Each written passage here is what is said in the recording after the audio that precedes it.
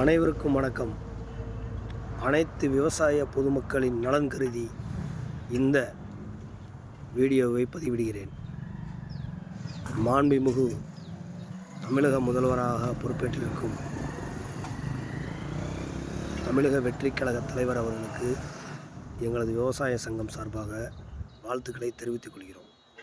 மாண்புமிகு முதல்வர் அவர்களே, தமிழகத்தில் உள்ள அனைத்து கண்மாய்கள் குளங்களிலும் செங்கல் சூளை மற்றும் மண்பாண்டம் செய்யவும் மற்றும் வீடு கட்டுமானத்திற்கு தேவையான மண் எடுத்துக்கொள்ள வருவாய்த்துறை அதிகாரிகள் மூலம் அனுமதி பெற்று எடுத்துக்கொள்ளலாம் என்ற ஒரு உத்தரவை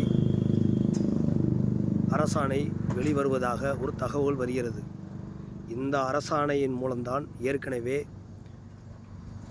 முந்தைய ஆட்சி காலகட்டத்தில் மிகப்பெரிய தவறுகள் நடந்தது. அதாவது, அனுமதி வாங்கியது ஒரு நபர், கனிம வளத்தை கொள்ளையடித்து செல்வது ஒரு நபர் என்று நடந்தது. இதனால் தமிழகத்தில் உள்ள அனைத்து மாவட்டங்களிலும் உள்ள பொதுப்பணித்துறை கண்மாய்கள், யூனியன் கண்மாய்கள், கிராம ஊராட்சிக்கு உட்பட்ட கண்மாய்கள் என அனைத்து ஏரிகள், குளங்கள், கண்மாய்களிலும் அரசு விதிமுறைகள் என்ற பெயரில் அரசு விதிமுறைகளை மீறி முற்றிலும் கனிமவள கொள்ளை நடைபெற்றது. இதனால் அரசுக்கு மிகப்பெரிய வருவாய் இழப்பு ஏற்பட்டது.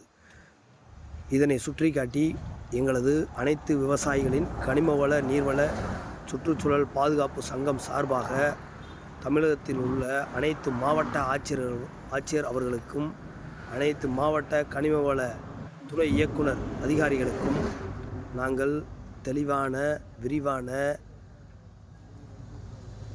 புகார் மனு அனுப்பியுள்ளோம். ஆனால் அதற்கு எந்தவித நடவடிக்கையும் எடுக்கவில்லை. அரசாணைகள் அதிகாரிகளுக்கு அந்தந்த வகையில் ஏற்றவாறு அரசாணைகளையும் மற்றும் அரசு விதி முறைகளையும் விதி எண்களையும் மாற்றிவிடுகிறார்கள் அரசு ஊழியர்கள்.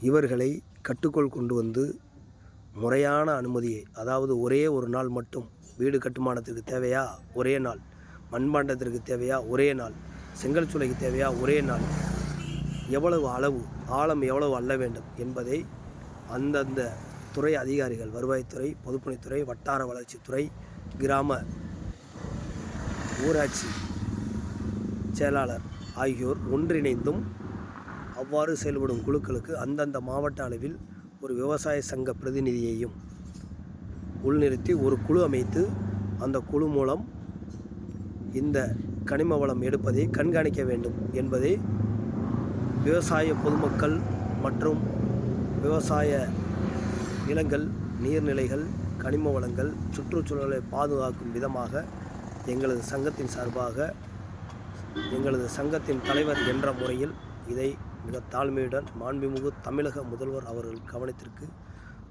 தெரிவித்துக் கொள்கிறேன். நன்றி, வணக்கம்.